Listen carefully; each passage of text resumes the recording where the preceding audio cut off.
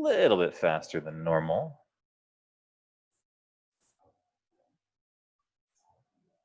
Cool. So I've got chat up. I should be able to see that if anything appears. I can see all of you on Zoom. Of course, in-person folks, I can see you as well. So it makes life easy. Cool. So hopefully the assignment that we had over the weekend began to get us acquainted with things. I feel it's kind of a fun one, right? To be able to sort of tinker and explore and experiment using primitive shapes and whatnot to start to craft something that has a little bit more form and function to it. There was a few things that we didn't quite get to. We didn't cover rendering yet, and we didn't have an opportunity to begin exploring materials yet either. So that did two things for the assignment. First of all, it probably wasn't looking particularly amazing, right? Because we had these sort of gray, bland models. You know, maybe the detail was great, but you know, if there's no color, if there's no sort of physical variance between the different objects, it just kind of looks like a plain old little thing. So I want to talk about materials today. The other thing I want to talk about is rendering. And I know a few of you kind of dabbled into it yourselves, but I want to sort of formally take a look at things.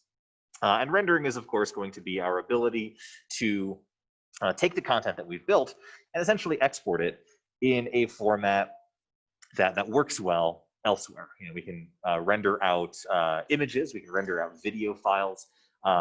We can technically export as other file types as well. How you doing? And I want to look at that. In addition, I want to look into lighting a little bit more. I want to look at some of the sort of in-app rendering modes that play well with lighting and with materials. I want to look at snapping and image organization, and just sort of get a sort of broader sense of how we can kind of work with things at this base level. You'll have some lab time today, which will be dedicated towards putting those finishing touches on your medieval building or medieval structure. That includes, of course, the materials and everything. And then there's an additional homework / lab assignment that we'll be exploring further, kind of continuing to cement in the techniques that we are covering today. So it should be like a half day in terms of work and whatnot, but yeah, we'll see how things go. So I'm gonna open up Blender like before. Now for this, what I'm gonna do to begin with is I'm just gonna create a new file. And I'm just going to bring in some basic cube shapes. That way we can start to play with materials and what they do. At various points today, you could shift over into one of your completed files if you want to start tinkering there as well. But just for the sake of simplicity, I'm going to kind of stick with just these cube-based objects for now. And what I'm going to do, I've got kind of the default one that starts in our project. What I'm going to do is duplicate that, create a second version of it. And as before, when we duplicate an object, it kind of lets us freely place that object somewhere within our scene. But of course, right now I'm working in this isometric view and I can kind of put it wherever, and there's not really any distinct control over how that's placed. Just to sort of keep it a little bit more simple, before I click to confirm this object's location, I'm simply going to press the X key. And what that's going to do is pressing the X key is going to lock this new object to my X axis. And kind of keep it in line with my other piece. Then I'll just click. Then what I'm going to do is I'm going to take both of those objects, right click, duplicate again, which is of course going to create two more. And I can either lock them to my X axis, or perhaps I can lock them to my Y axis to obviously just continue this process. And maybe I'll do that one additional time, or maybe two. So again, I'm just creating additional objects within my scene, just sort of building out a decent chunk of things that I can begin working with. But again, if you have less than me, more than me, whatever else, again, no big deal.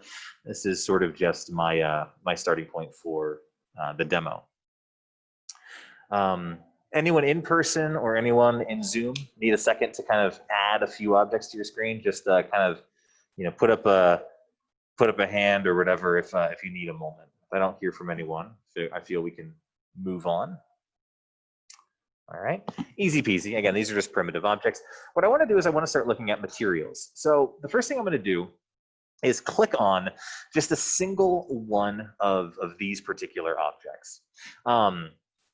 And after I have a certain object selected, what I'm going to do is I'm going to go over to my side menu towards the right-hand side of Blender. And specifically, what I'm trying to do is I'm trying to find the icon that looks like a little, like a beach ball or a circle that has like a checkerboard pattern in it. Not to be confused with the texture property one beneath.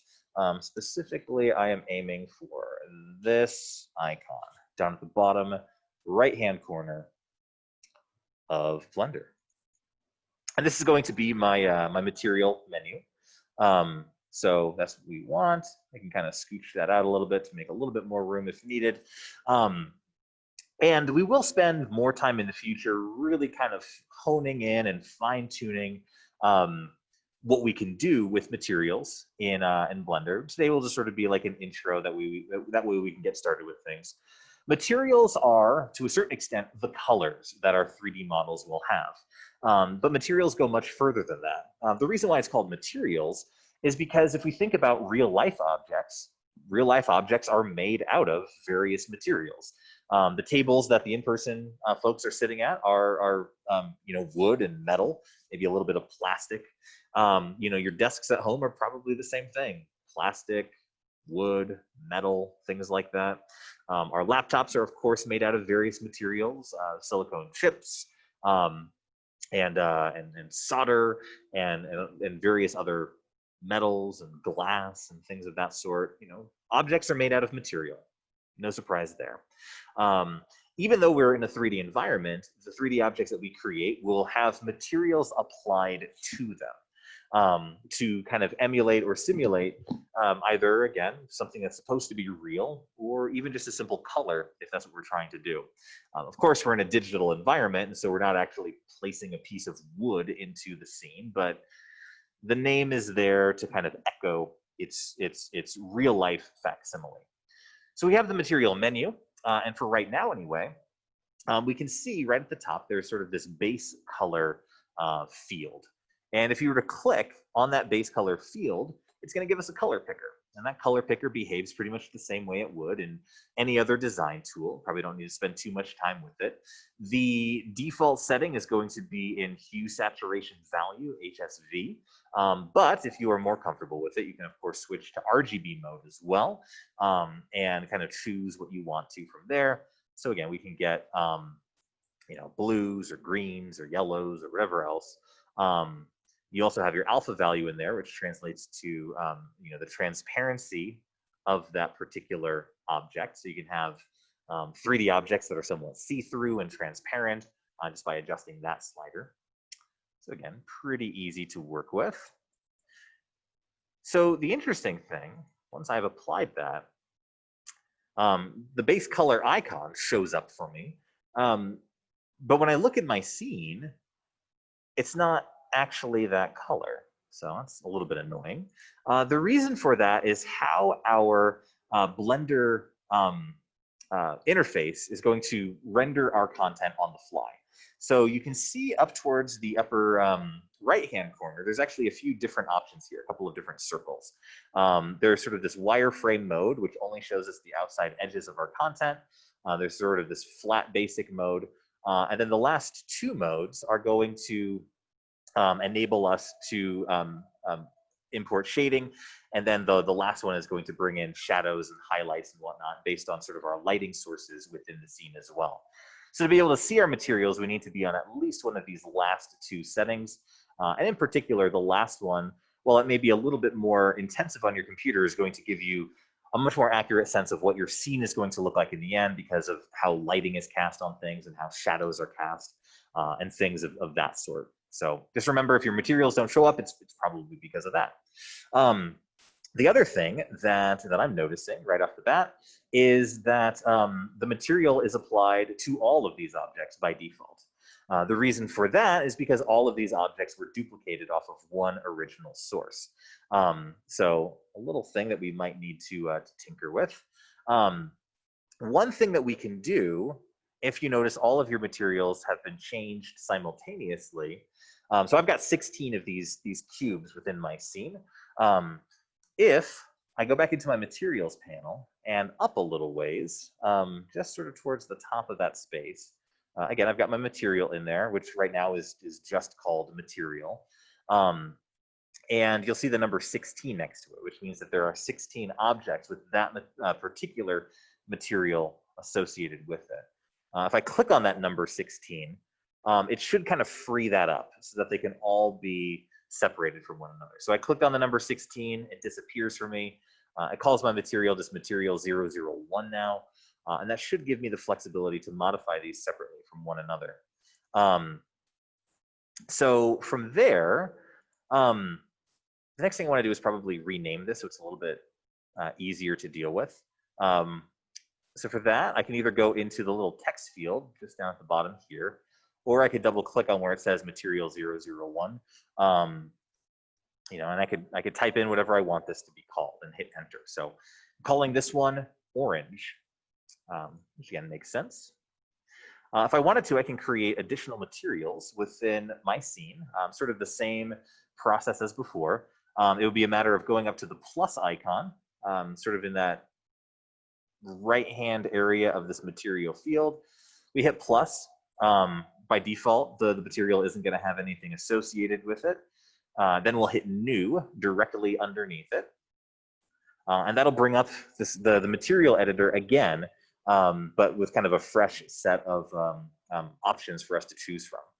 So I'll probably go back into the base color picker, choose a different color, probably also give this a different name. You know, maybe call this purple or something like that. So creating additional materials is really, really easy. You just open the material panel, you hit the plus icon, you choose new, and then choose a color. And that's really it. Once you have a material, again, originally, because I had one of those cubes selected, it applied the material. But if you have another material or another object that you would like to kind of customize, all you have to do, get rid of that first one there. Let's see, get rid of that, choose purple. Why is that misbehaving on me?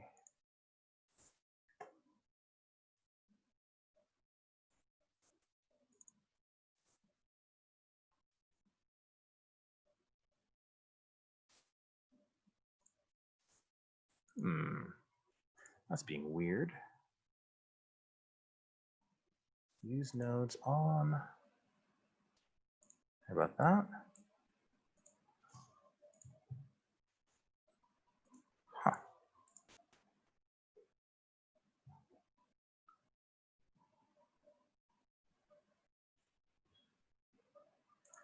Sorry, why is that one being a pain in the neck?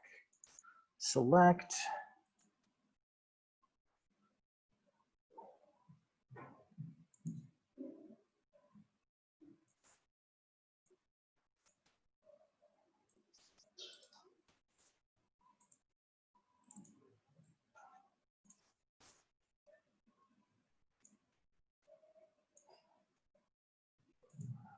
Okay.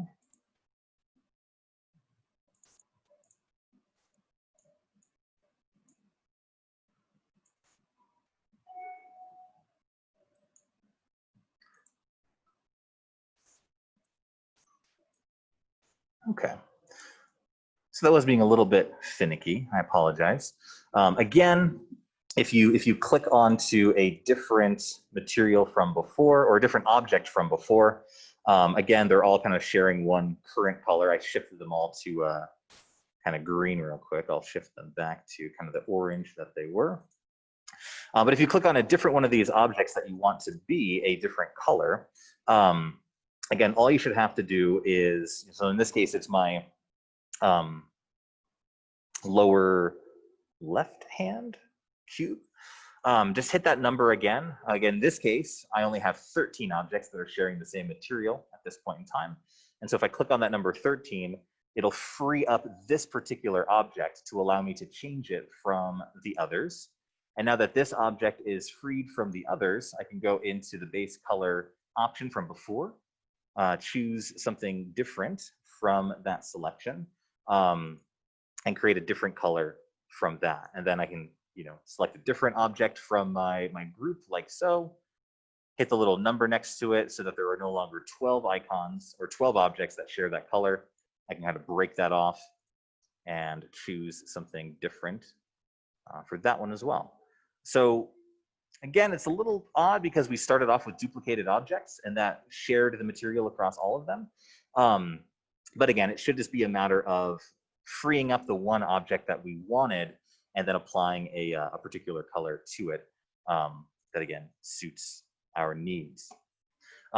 So you've obviously got your objects, you've got your models that you've been crafting that are comprised of a number of different objects. And again, you can go in there and choose materials for each of those pieces, each of those components as you see fit. I'm going to click off of that real fast. Give me one sec.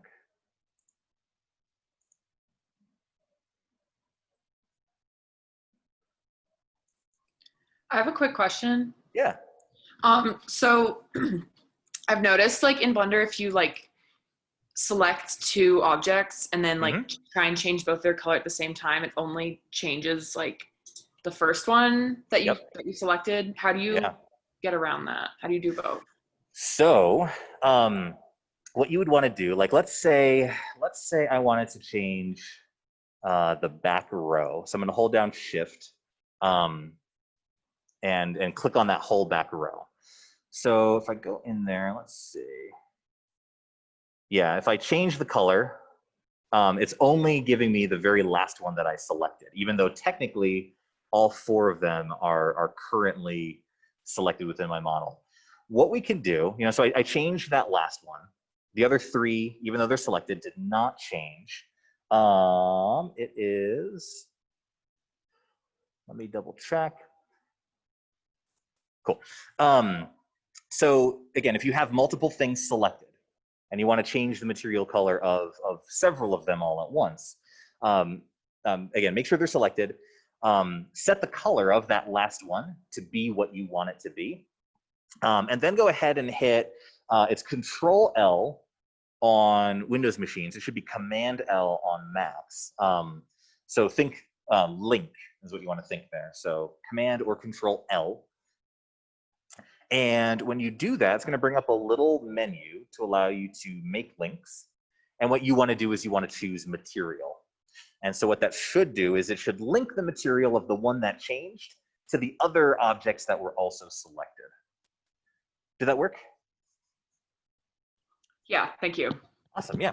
So obviously that comes very much in handy, like if you have one portion of your object that you want to change several different pieces of, to all be one color. Yes, you'd want to shift click on them or click drag to select them.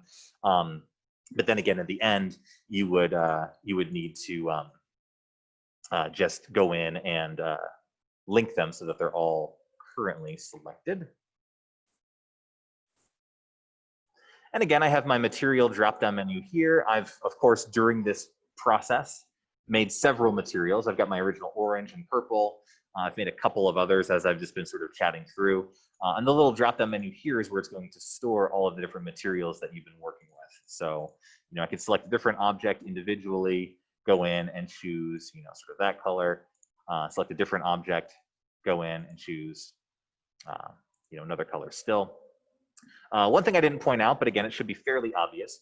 When you're in the color picker for your base color, yes, there's the color wheel where you can choose, but there's also a lightness and darkness slider directly to the side of it. And that allows you to make things really bright or potentially make things really dark if that's what you want to do. So if you're looking for sort of black or dark gray types of materials or just darker colors of the objects that you have selected, this would be kind of where you go about doing that. So just kind of keep that in mind moving forward. And again, as long as I free up my material, I can start with one and then kind of modify it and shift somewhere else with it. So again, at a base level, it's relatively easy to apply materials. You're basically just going in, selecting an object, and changing the base color of it. And if you find that multiple objects are all changing when you only wanted to change one thing, that is, again, where you go in and you hit that little number icon directly to the side of whatever object material you were talking about. So again, right now I see a 2 here. That's because I have these 2 light blue cubes within my scene. And so again, if I wanted to change one and not the other, I'd hit that number 2, which breaks them apart from one another. And then I would be able to go in and modify the base code of just one particular object without necessarily applying it to the other. So that is the key to that. Again, color, pretty straightforward. In RGB mode, again, you can also change the opacity of things. So again, it's all just about what you want to have happen. Other things that we can start to dabble with a little bit, although again, I want this to be something we explore more deeply later on, is you can apply images to materials as well. Although there's again a lot of nuances to this to like really make it work well. Let's see. So I'm just going to snag a quick image real quick that we can work with.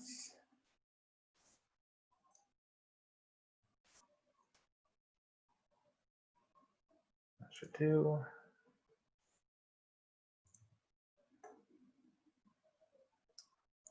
One moment.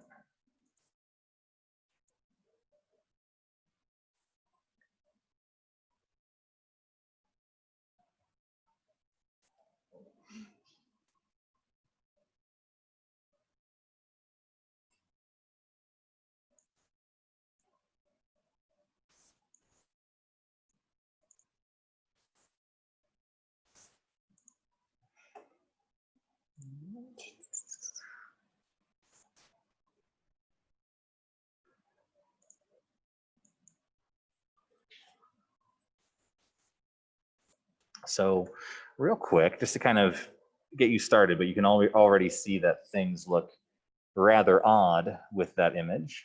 I applied just this CU logo as a texture for a particular image. And to do that, if you want to at least start experimenting with it a little bit, the way that you do that, again, it's still a material thing like before. When you have your base color selected, like so, you want to hit the little dot icon directly to the right of that base color.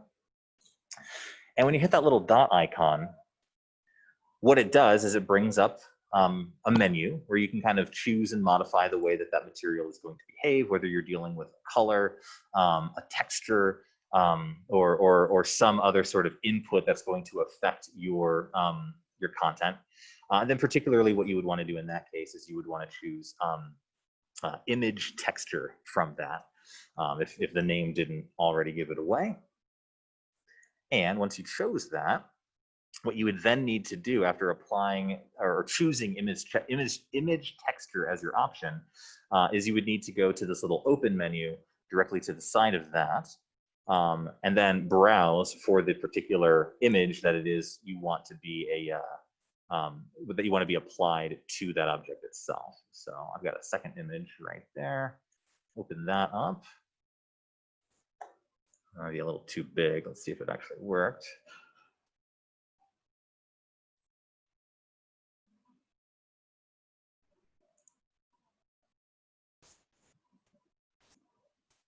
Okay.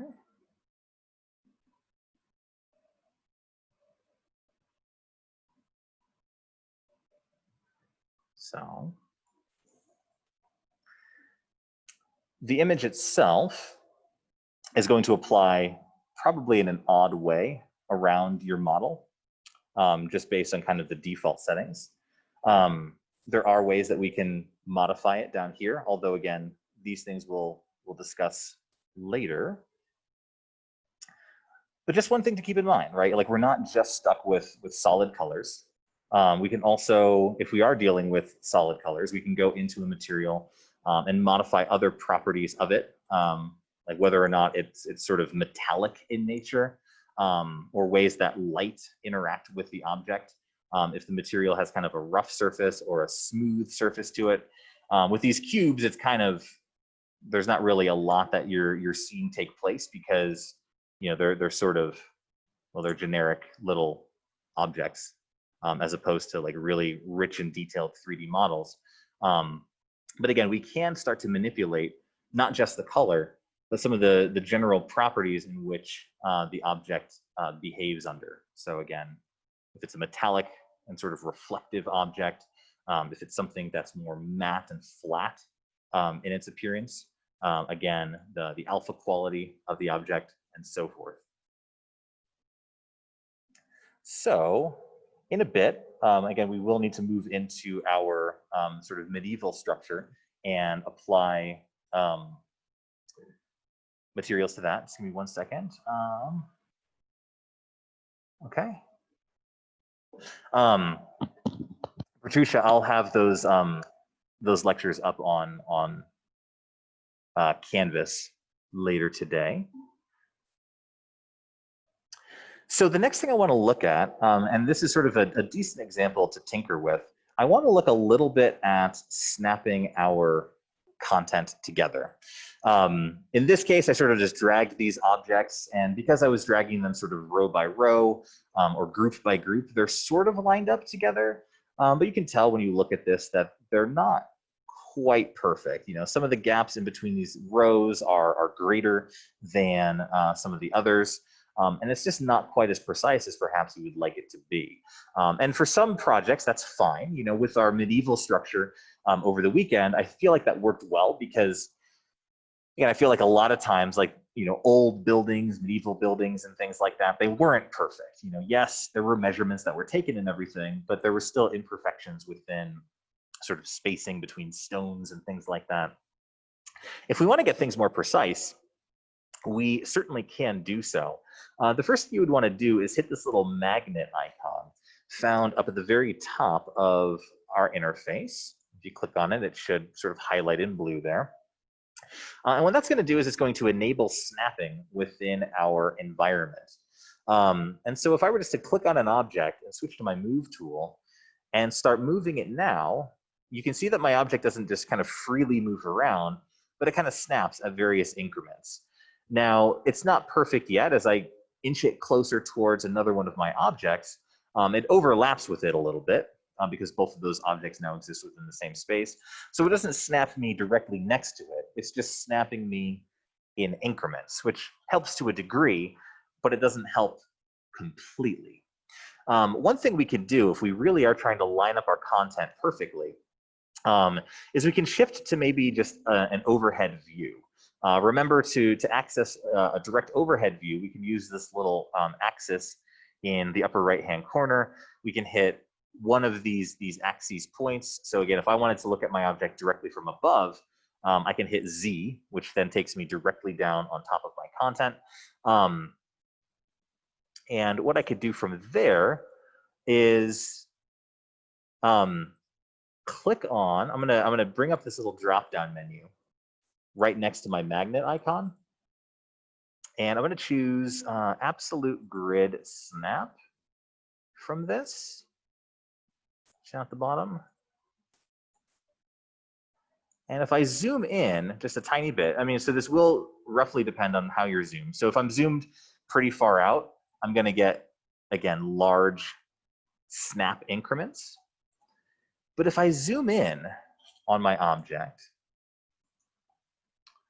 to the point, and hopefully this is visible both in Zoom and in the room, as I zoom in on my Blender interface, you can see that the grid is sort of subdivided. I get these little smaller increments in there. And so if I'm zoomed in a ways, the snap that I get is going to be snapping to that smaller grid. And so what I can do, of course, once I have that, is I can use the snap feature and those smaller increments to align my content precisely with one another, or again, at least much more precisely than it was before. There might still be some small gaps in there, but we're in much better shape than we were just trying to freehand things. And so again, yeah, there's still a little chunk in there that's being finicky. We'll talk about that in a second. So just note that, again, we have the ability to snap things. Once you get back into kind of an isometric view, we go back to like that larger unit snap of 1 meter within Blender. So again, if you want complete precision, or at least a higher degree of precision, you will want to be in that direct top-down view, or a direct left or side view, if you will. Yeah, I was wondering if you're doing this vertically, Yes. how you change the grid, because I don't see a grid when I'm doing it vertically.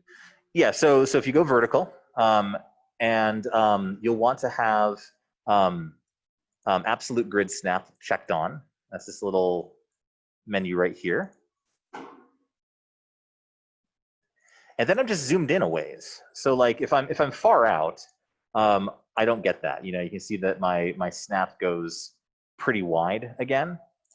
But as soon as I zoom in a decent ways, then I get those smaller increments on my snap.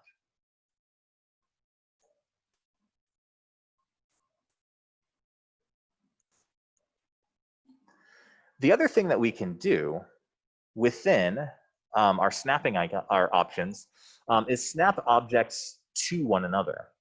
So currently I was snapping on increments just based on the grid, but I can also snap relative to other objects. So if I change the snap to be vertex, as I move this object, let's see.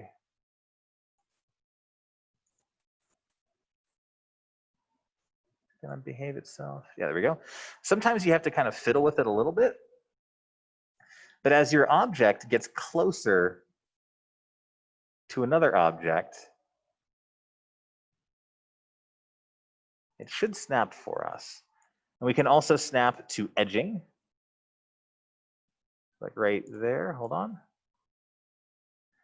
So notice how when I mouse over the edge of this kind of yellow cube, my blue cube, that's a tongue twister, snaps immediately to it. If I were to select both of these and start moving them, and so I'm not just kind of immediately going left and right. I am, but particularly what I'm trying to do is I'm trying to get my mouse icon on top of the edge of that purple cube. And what that'll do is it'll snap to there. Let me get this down a bit.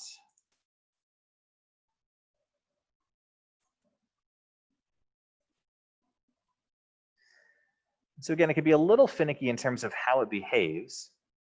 But again, what you want to do, the control you're looking for, is when you're moving one particular object around, you would think that maybe naturally what's going to happen is as the bottom edge of this purple square gets close to the top edge of this white square that they would snap together, that's not how the snapping works. The way it works is as you start dragging it, you just want to take your mouse icon and move it so that your mouse icon is lined up with that edge. And that gets me lined up or snapped horizontally in this case. And now I would start moving it up and down. And as I'm moving it up and down, lost it there. As I'm moving it up and down, I would just make sure that I mouse over again the top edge of that cube so that it's lined up both horizontally and vertically. So it's a little bit weird. You know, we basically move our mouse to what we want it to click to, as opposed to just moving our mouse for the sake of moving the object. But with a little bit of practice, we can get quite good at it. So again, maybe I'll take these two objects and line them up so that they match with these previous two. And then I'll move these two objects up. So, change my view a bit. And snap it so that my cube is lined up with the bottom of the purple edge.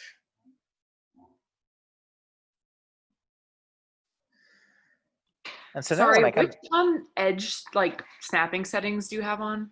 currently I'm on edge, Okay. which sounds bad. I'm on edge right now. I'm on the edge option. Vertex would also work. So when we're dealing with a 3D model, the three kind of most common anatomy pieces of a 3D object are the face, the edge, and the vertex. So when we look at an object, and a cube is a perfect example of this, the face is going to be the flat surface of an object. So a cube has 6 faces to it. The edges are the lines that basically define, well, the outside edge of a particular face. And a vertex is going to be where various edges converge together. So this would be a vertex, this would be a vertex, you know, this right here is one, here's one. Here are my edges, and then again, my faces are the flat surfaces in the middle. So if I'm on snapping to edge, what that means is the flat edge of one of my objects can be aligned with the flat edge of another object. If I switched to vertex mode, I can achieve similar effects. Let's see, so what I could do here is maybe take this guy, start scooting it, and align it to the vertex points instead. So you see, I kind of have to make sure that I've hovered over a corner as opposed to kind of the middle like I did before. So I find that edge aligning to the edge makes things a little bit easier, just because of how that works. And there are some other behavior things that you need to fiddle with. So right now, my cube is mostly aligned with the center of my purple cube is mostly aligned with the center of my white cube.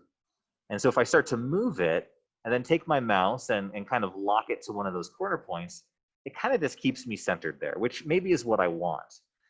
But if I want the cube to sort of be more like that, you know, where it's locked to this vertex point, what I should do first is start by moving my cube out into the void a little bit, and then going in and locking it to that corner point.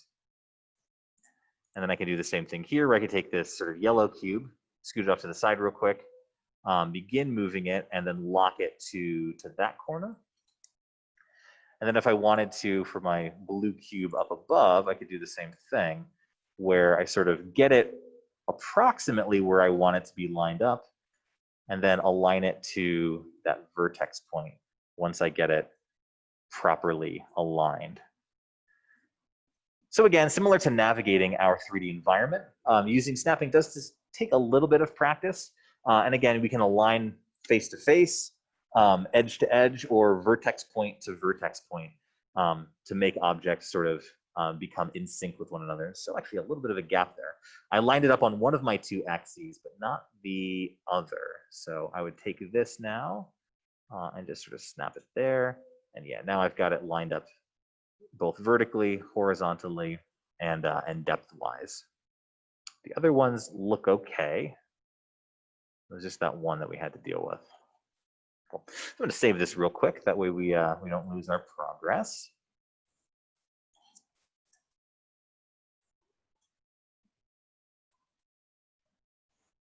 Cool.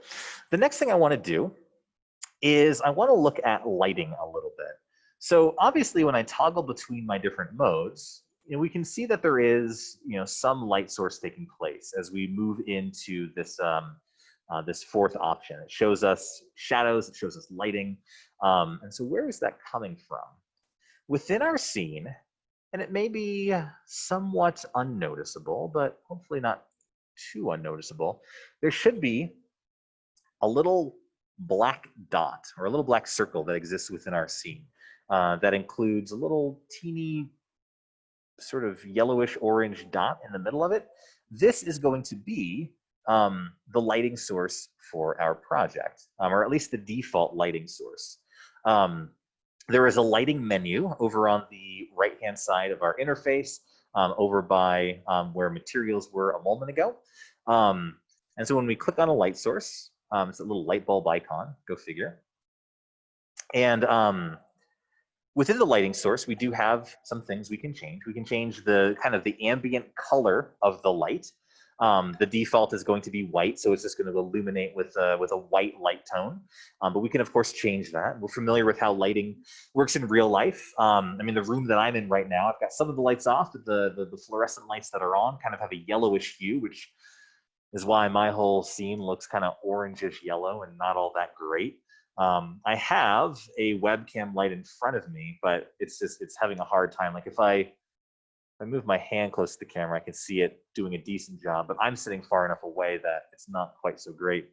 Before class today, I was in Zoom and I had the classroom lights off, and it was just my webcam light that was on, and things looked a little bit better. But moral of the story is lights have color. You have the ability to change that color here. Like, so you select a light and you can modify its color. You can also modify the power of your light. You know, we've heard of, you know, different wattage for lights. So the higher that wattage is, the brighter it's going to be, and the lower that wattage is, the dimmer it's going to be. So, you know, if I go in there and maybe bump it up to like 2,000 watts, it's going to illuminate my scene more than if I were at 1,000 watts. Or if I drop that down, maybe it's only 200 watts. My entire scene will become much dimmer after that point. So just things to note, things to consider. And we can add additional lights into our scene. And actually, this is a really useful thing to consider. For those of you who have taken image, I'm sure you've spent some time talking about photography and lighting and things like that. I've never sat down and taken the course myself, but did Shiva or Kevin or anyone else who taught image discuss like 3-point lighting at all? Is that a thing? Okay, no big deal. Yeah, I hear some yeses, some no's. It's all good. But generally speaking, when you take a photo, or if you're doing like a photo shoot, it's not always great just to rely on the lighting in the room. Like sometimes you get lucky. If you're outside, often you don't really have a choice. But if you can control the lighting, you can get a much better quality over either the video you're filming or the object that you're photographing, right? And the same holds true within a 3D space. And you can tinker with this just with our generic model, or you can work on it again within your medieval structure. But I'm going to move my default light just maybe over to the side real fast. And we're going to call that our key light, sort of our main lighting source for the scene. But what's also useful for us to do is apply a few additional lighting sources so that we don't get heavy highlights in one area and really dim shadows in another area. We can sort of fill the space with light and have sort of an even tone throughout our project. So what I'm going to do, now that this first light is, I don't know, generally positioned sort of over here, you know, it doesn't really matter too much, but over here-ish. What I'm going to do next is I'm going to add an additional light. So I'm going to go to my add menu like before, but this time I'm going to go down to the bottom. The default light was a point light. There's spotlights and things like that too. I'm just going to apply another point light into my scene. And from there, I'm going to disable snapping right now so I can move this around freely. And for the second light, I'm just going to kind of scoot it maybe over to the side here. One thing I should note with this second light, or actually with both lights, is I'm positioning them relative to my camera's location. So you may have noticed this little kind of cone outline that exists within the project. You might need to pan around a little bit to find it. But the camera is going to be what actually is rendered when we render our scene. And so what I'm trying to do is I'm trying to get one of each of these lights on either side of my camera. And so from above, I have that set up. You know, here's that first light. And then here is my second light. So they're both side by side, the camera in the middle now. And so what that's going to do is it's going to give me, again, fairly even lighting on both sides of my content. The only little problem is when I apply a second point light into my project, the wattage is going to be really, really low. It's only going to be at 10 watts. So I'm going to bump that back up to 1,000, or maybe a smidge less, maybe 800 or so. That way it actually has some luminosity to it and has a visible effect on my content. So again, I have 2 lights on either side of my camera just to help illuminate my objects and illuminate my scene a little bit. And then the last thing I'm going to do once I have these 2 lights is I'm going to apply just one more. I'm going to go back to add, I'm going to go back to light and just choose another point light. And with that third point light, I'm just going to move it behind my scene. So if I look at things from above, just going to have this final light exist behind my object. So again, as we can see, my camera is right here. I have my key light, my main light over on the right-hand side. And then I have a secondary fill light over on the left side. And then I have a backlight behind my object. This is going to illuminate it from behind. Backlights are also really, really important for photography and for rendering and things like that, because it helps the object pop against the background. Because it's not purely dim and dark behind the object. There's illumination coming from behind it. I know that at least right now, I'm in a room that has very, very poor lighting to it. When I'm at home and I have like my green screen set up there, if you've had previous classes from me where there's been like pre-recorded lessons, my green screen actually works really well. And part of the reason for that is I have technically a 4-point lighting system at home. Sounds way fancier than it is, but it helps. So at home, I have 2 lights on my desk that are pointed towards me that light me up. And then what I have is I have a green screen behind me, and I have 2 lights that aren't pointed on me at all. They're only pointed on the green screen. So the green screen gets really bright and green, obviously. And that helps create a contrast between myself that's lit up and the lit up green screen in the background. And the same general principles hold true for really anything. Like you want good lighting in the foreground and the background so that nothing gets sort of washed out. And so again, I'm just applying 1 additional light behind everything to kind of keep everything looking good and even within my project. You know, no really harsh or dark shadows being cast, just kind of a general uniform sense of what this is like. So again, and all I did was just apply extra lights. Again, when you apply a light by default, it's going to be rather dim.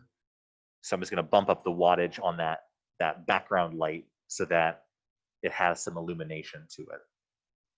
Does that make sense in general terms? Lighting, why it's important, how we add them? Cool. So I alluded to the camera a moment ago, and the camera is actually really, really important because the camera is going to be what gets rendered when you're exporting your content. So I'm going to save real quick just to have that recorded. But what I'm going to do is I'm going to go over to the upper right-hand portion of my interface over by the axis from before. But what I'm going to do is I'm going to click on this camera icon that exists over there. When I click on camera, it's going to take me into that camera's view and also give me a little bit of external context as well. When I click on camera mode, the sort of highlighted box in the middle is actually what the camera is going to view. So if I were to render this formally, I would only see my 3D objects within that sort of narrow space in the middle. And obviously that is probably not going to be great by default. So what I want to do is I want to hit, it's probably hidden right now, but I want to bring out this little sub menu right here. And so what you need to do over in the corners, you need to hit the little kind of triangle that's pointing out from kind of right up here. And when you click on that little triangle that's pointing out right here, it should expand this menu and allow you to see items, tools, and view. And so that's step 1, expand the menus. Did anyone not find that or catch that? Okay. And what we want to do from there is we want to go down to the view menu at the bottom. And particularly, what I'm going to do is I'm going to choose lock camera to view. Now, to me, I find this really useful because when we lock the camera to our view, I can now go into my typical kind of viewport navigation of my scene. And so we know, of course, that this window is going to be what gets rendered. And so what I could do is I can zoom out a little bit. I could pan my camera a tad. I can rotate my content and get precisely what I want in my scene. It might be everything, or perhaps it's not. You know, perhaps I'm only interested in a few of the objects within my scene. But again, because my camera is locked to my view, as I kind of move and position around through my scene, the camera is also moving and being positioned around within the scene as well. I would say once we're done with this, like this is kind of a thing that you would do towards the end.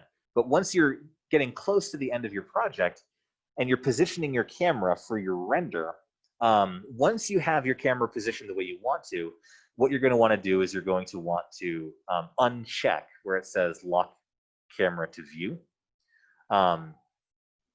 That way, when you go back into just sort of like navigating your scene again and checking stuff out and potentially adding new content, you can see that the camera remains still. The camera isn't moving anymore. So I'm able to kind of freely navigate around my scene, do whatever I have to, continue to model, to continue to apply materials and textures to things. And as soon as I'm ready to go back and check my render again, I can go back to camera mode, and it's going to take me right back to where my camera was a second ago. So again, moving the camera around is pretty easy. You just expand that little side menu right over here. You go down to view and you make sure that lock camera to view is selected, and you can kind of position your camera where you want. Let me see.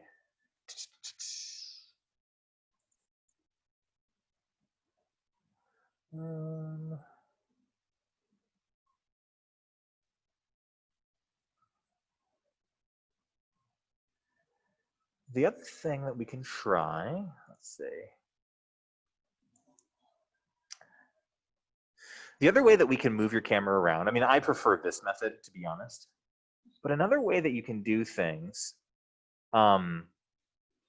is if you're in camera mode, of course, and you go up to view, and then it's navigation, walk navigation, right? So I'm in camera mode, I've gone to view, navigation, walk navigation. I'm gonna select that. Now you'll notice that when you move your mouse around, the camera is going to follow your view. But if you use the A, S, W, and D keys, kind of like if you play video games or anything like that, or like PC games, A, W, S, and D typically allow you to walk around. You can use these to sort of navigate through your scene as well. So it's a little bit slower and a little bit more methodical. But this also works as well. If you're trying to kind of position your camera in a very precise location, you can use the walk navigation as well to kind of get things set up where you want it to be. So just some different options to do relatively the same thing. And then you just switch off your camera view and you're set, or hit escape. So my scene looks okay. I'm gonna click off camera. The last thing I may want to do within this particular scene is, and we don't have to do this, it depends on what you're trying to achieve, but we can also link the camera to our lights so that, maybe as the camera moves through a scene, the lights go with it. So whatever the camera is looking at, those objects remain illuminated. You don't have to do that. You can certainly leave the lights alone, but you can move the lights in tandem with the camera. So what I'm doing is I'm holding down Shift. I'm going to click on all three of my lights, and then lastly, I'm going to click on the camera itself. So by clicking on the camera last, the camera is the highlighted object, even though I have multiple things selected. So again, 3 lights are selected, and the camera is selected. And if I have the lights and my camera selected, I can hit Control P for parent, and then choose Object from that little menu. And if you do that, you should notice some small little dotted lines coming off of those light sources that all link to the camera. which means that these lights are now child objects to the camera itself. Now, if I were to move my camera around, hopefully you can see it, but the lights are moving around with it. So that can be useful. Again, if you're trying to navigate through a scene and you want the lighting to always remain consistent, basically having the lights mapped to the camera means that the camera always has lights on it. It just sort of depends. I think like a good example to that would be if you were in like a dark room and you had a flashlight with you, right? You know, you've got your flashlight, whether it's a cell phone flashlight, a traditional flashlight, as you are walking. Like obviously when you're moving through a room, your eyes are your camera. And if you have a flashlight in your hand, as you are walking through a room, the light source remains with you as you go through the scene. And so that way you can kind of like have things that are always in focus, always illuminated. And then as you kind of move past that, or as the light source kind of dissipates a little bit, the outside edges are a bit darker. That would be one example of why a parented light source would be useful. Can you go over how to make it a parent again? Of course, absolutely. So let me hit undo a couple times to break them. Okay, so what you want to do is you kind of want to spot where your lights are, and you want to spot where your camera is. So I'm holding down the shift key, and I'm clicking on just my light sources at first. So all three are selected. And this kind of gives me a good example. So like when I click on the first one, it kind of has a medium orange tone to it. As soon as I click on the second one, that one now has a medium orange tone to it. And my first one kind of has this darker orange tone. Now when I click on the third light, the first two are a little bit darker, and the third one is brighter orange. Now, still holding down shift, when I click on my camera, the camera has that brighter orange color to it, and my three lights are a darker color. So they're all selected, but my camera, as the last thing that I selected, is highlighted. I could also see that in my project panel too. You know, the three light sources have that darker color, and the camera has a brighter color to it. So now that I have my lights and my camera selected, the hotkey that you want to push to create a parent-child relationship is Control P on Windows, Command P on Mac. And then you simply choose Object from that small menu. And that should take the three objects that we chose first and make them child objects to the last object I selected, which was my camera. Now when I move the camera around, the lights go with it. And again, this just allows us to control what our content looks like. And as the camera moves, the lights go with it. You don't have to do that though. Again, the physical room that I'm in, and I'm pretty confident the physical room that all of you are in, you know, has lights in the room. You know, I've got overhead lights here. Maybe there's a window that's bringing in natural sunlight. Those light sources are typically fixed, right? Like they're not moving. I mean, yes, the sun moves throughout the day, but you know, when you move, the sun doesn't move with you, right? Or when you move, the lamp on your desk isn't moving with you. So you don't need to create child object lights to the camera. You can create fixed lighting positions that just remain where they are. And when your camera flies through the scene, they may fly past a light. And you know, then if you're looking at something from behind, it's shadowy from that edge. So it's really up to you in terms of how you want to handle this. And every situation might be very, very different. But just know that we can control our lighting, and we can control if the lighting is either static or parented, or I should say childed, to our camera. And again, remember, of course, that it is our camera's point of view that is going to be what gets rendered in the end. And so you'll always want to check camera mode to make sure what you see in that mode is what you want to be rendered in the end. And if you want something different, well, you just move your camera's view. So if we were finished with all of that, the last thing we could do is we could shift into our render window up at the top of Blender, right next to File and Edit. And if we go to Render Image, in this case, we don't have an animation, so we're just going to render a simple image. It's going to take us into a new viewport where it's going to show us the content that's going to be sent out of the program. So I didn't do anything with my background. I don't have like a plane or anything like that. So my objects really are just kind of floating in a gray void, which is fine. But this is basically what I would get in the end from my render window. Let me scoot that down a little bit. Zoom is getting in the way.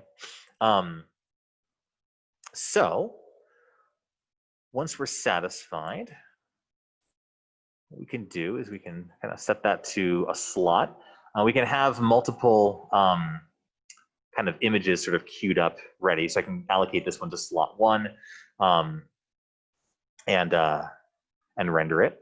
What I would do once I'm in this render window, I would go up to this image option at the top and then down to save as to save it as an image file on my computer somewhere that I can access.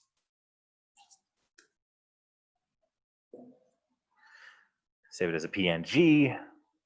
Default settings are probably going to be fine within here. Although again, you can set it to be like a JPG file or whatever else. PNG is good. So to save it as a PNG file, and that asset should be hanging out right on my desktop. There's my render1.png. And again, if we wanted to render out different scenes within Blender, all we'd have to do is switch back into kind of our main mode. I can go back into my camera view, and I can relocate my view. So I can lock camera to view again to sort of reposition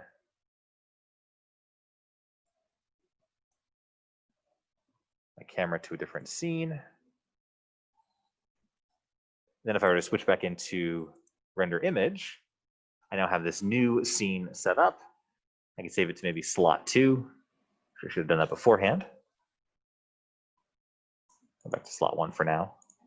And then I can go to image, save as yet again, give it a different file name.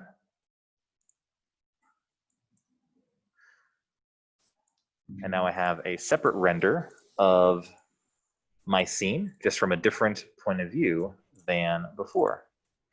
Was someone going to ask a question? Could you explain the different slots one more time? So you can basically save and queue up different images. It was acting a little funky for me just a second ago. So I can save it as, I can save one as slot 1 if I want to. And then I can go into slot 2. And let's see, switch back into my scene, move it around a little bit, and go into my render mode again. And so you can see I have slot 1 right here, slot 2 right there. So the way that you do it is you would queue up your next slot. So I'd say like, oh, I'm on slot 3 now. And you can see it's empty right now. Now that I've set up slot 3, I'm just gonna minimize my render window. It's still there, it's just minimized. And now what I'll do is I'll use my, my camera viewport just to sort of get a different view, get a different render. Now that my camera is looking at my scene from a different angle, if I go back up to render image, what it's going to do is it's going to render that particular camera shot as slot 3. I could still go back to slot 2, which was my previous render, or slot 1, which was the one I had earlier. It's just a way for me to kind of save different shots, perspectives, and angles without having to constantly close the render window, change my view, reopen it. I can just kind of save multiple things all at once. And that allows me to also quickly compare different shots and maybe which one I like the most. Does that make sense? Perfect, thank you. Yep. So again, I've got multiple slots in here. I can render out these images. I've already done a little bit of that. So again, rendering is pretty straightforward. It's just you get your camera positioned where you want. You tinker with lighting and everything. You go to the render window and you basically just save them out as images, or at least images for right now, which is way more elegant than the screenshots that most of you needed to take for today's homework. So that's what we should be exploring. Some of you may have already been tinkering with this during class. But I would like everyone to go into your medieval model and add material colors to it, add some lighting to it as well, and do a more formal rendering of that project. That shouldn't take more than, maybe like 10 or 15 minutes tops, depending on how much time you've already spent on it. There is a new homework assignment for tonight, kind of in the similar vein that we've been in thus far, currently working with sort of simple objects and primitives and basic materials. This is more something from my childhood, and so if I need to clarify it, let me know. But during the 1980s and the 1990s, there were trapper keepers, and they were basically like your school binders that had like, your notebooks in them or anything. Did trapper keepers exist when you were all in like middle school, elementary school? No big deal. They were absurd. So these were the kind of designs that existed on trapper keepers, and they reek of 1990s. But what's interesting is when you look at a lot of these designs, really all they are like 3D renderings of basic objects, cubes that are all kind of connected together that have maybe a reflective surface to them, or spheres floating around mysteriously in outer space with kind of like a silver tone to them.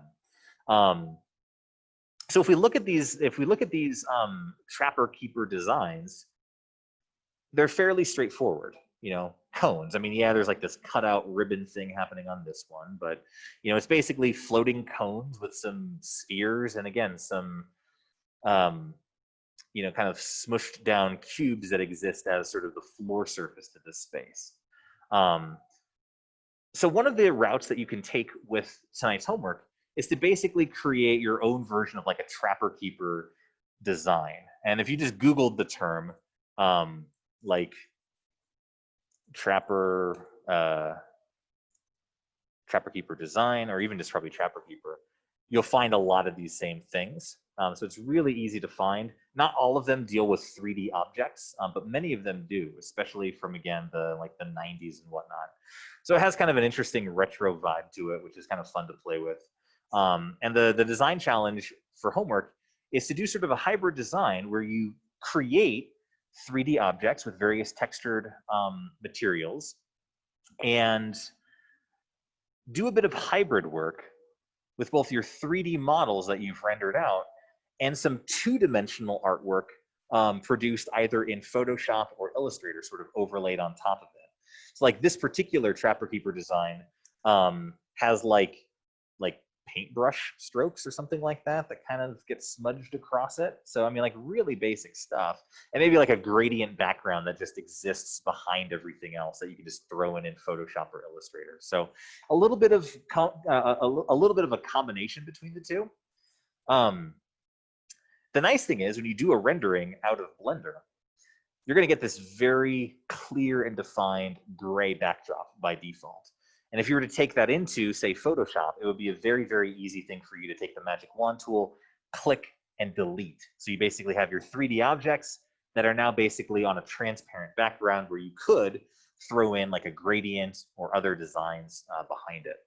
So again, it'll be sort of a hybrid design project using primitives, materials, two-dimensional artwork to build sort of like a retro style trapper keeper design. The other path that you can take for tonight's homework, if this isn't up your alley, is to basically use the snapping features that we explored a little bit earlier and create a Minecraft style house or home or structure within Blender. So obviously, whether you've played it or not, Minecraft is probably something that every one of you is familiar with. We understand sort of like the blocky style of how that game is crafted, and you're basically stacking blocks to build structures or do whatever, and that works perfectly within Blender, right? We can take cubes, we can set them to snap, and we can essentially build objects out of cubes. If you wanted to get creative, you can like build things with stair steps and everything. Like obviously, there's fence posts and pickets and everything that aren't perfectly square based within Minecraft. But yeah, basically create a Minecraft structure directly within Blender using the snap models. You can use solid colors if you wanted to. Obviously, Minecraft has textures applied to things. if you wanted to, since we did talk a little bit about how we can apply image-based textures to our objects, you could do a Google search for, Minecraft is one word, sorry. You could do a search for Minecraft textures. This might give you texture packs and everything, but if you do it as an image search, you'll find a lot of resources online where you can get the textures for various objects. And so you could tinker with that a little bit, like maybe Minecraft sand texture, right? And the very first image is the Minecraft sand texture. You can save that file to your computer. You can map that sand texture to a sand cube if you wanted to, and sort of build those together. Or same thing, Minecraft grass texture, let's say. And again, you'll get the same thing. You get sort of that grassy texture that can be mapped onto the object. And you can sort of build a scene based on simple cubes, carefully crafted textures, and objects that have been snapped together to sort of build a bigger space.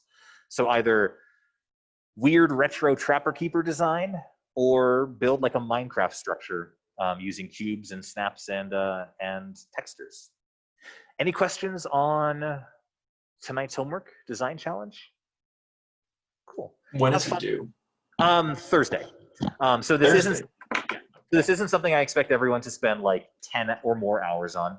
Anytime we're working on these small homework assignments, again, I picture it sort of like if you had to read a chapter for a class, right? Like, usually as long as the professor is not being super mean, you're going to have like an hour or two of reading per class per night. And so in this particular case, I would imagine this is something that you spend, a couple of hours on. But if you're like over 5 hours, 6 hours or beyond, that's definitely way too much. So just remember it's a small assignment designed to build proficiency and to give us practice. But yeah, this should be something that we have finished by the time class kicks off on Thursday. So with that, I think I've kept you have a couple minutes over, so forgive me for that. Class is over. If anyone has individual questions, you're more than welcome to stick around. If no one has any questions, you can obviously jump off of Zoom, you can leave the room, and I will see you all next time. Cheers. Thanks, Ian. Yep. Thank you. Yep. And let me stop sharing. Hey, Ian. Yeah, what's up? Just a real quick question. Is there an easier way to deselect objects? Like if you have multiple selected? Usually what I do is just click off into kind of the empty void of the scene. But hitting escape should also do that for you. Oh, no, if I want to deselect just a singular object, like I selected it on accident. Okay, so let's see here. So let's say I have this first row here selected, but I don't want this dark square selected, but I still want the other ones. Your share screen isn't on. Oh, crap, it's not. Let me do that again. Let's see. Let's play with that a little bit. So you want to deselect something that was accidentally selected? Yeah, but keep the other objects selected. Yeah, let's see. If you hold, so okay, I've got several things selected here. If I hold down Control, it might be Command on Mac. Yeah, so if I hold down, for me, Control, and I'm clicking on just one individual object, you can see that I could deselect that while the other objects still remain selected. Is that working for you? It doesn't work for me. It just selects that one object when I hit Control on it. Weird. For me, Shift and Control at the same time. If you double click the object, deselects it. Yeah, so Shift Control isn't working for me, but maybe it's the difference between Macs and PCs. For me, when I'm holding down Control and I double click the object, it deselects it. So all I'm doing is holding down Control, click, click, and that one goes away, click, click, that one goes away.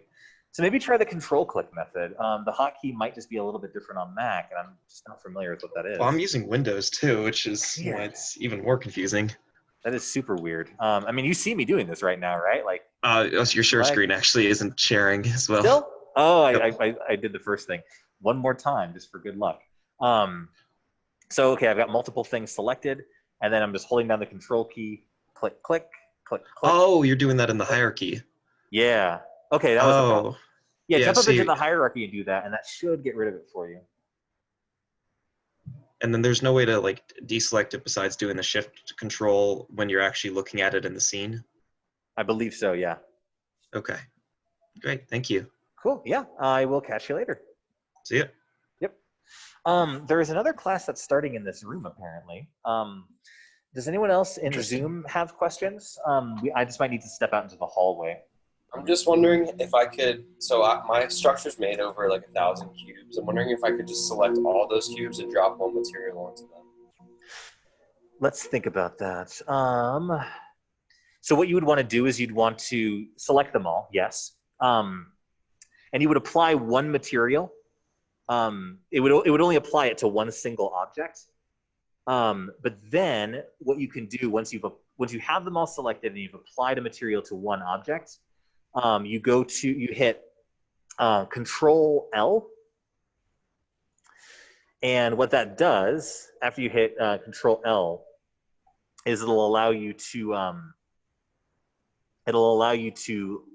link material. So you'd hit Control L and then go down to material. And after doing that, it should apply the material to everything. If it doesn't work, let me know. Again, just because there is apparently a class out here, I have to be in a little bit of more of a rush getting out than normal. But try it out. If it doesn't work, let me know. Hey, Ian. Yeah, what's up? Oh, just really quick, checking that you got me for attendance. I did see that you came in. I haven't hit that checkbox yet, but I will absolutely do so. Thanks for double Okay. checking. Yeah, thank you. Have a nice Uh-huh. day. Yep, you too. I'm going to Mine's- end this. Okay. Oh, do you have a question also? No, mine was just a suggestion. What's that? For you to get one of those programs that shows what keys you're pressing on the screen. Ah, that is a good idea. Yeah, just so everyone knows what you're pressing. But Good that's point. it. Yeah, I'll look into that. That's actually a great suggestion. All right, thanks. Catch you later.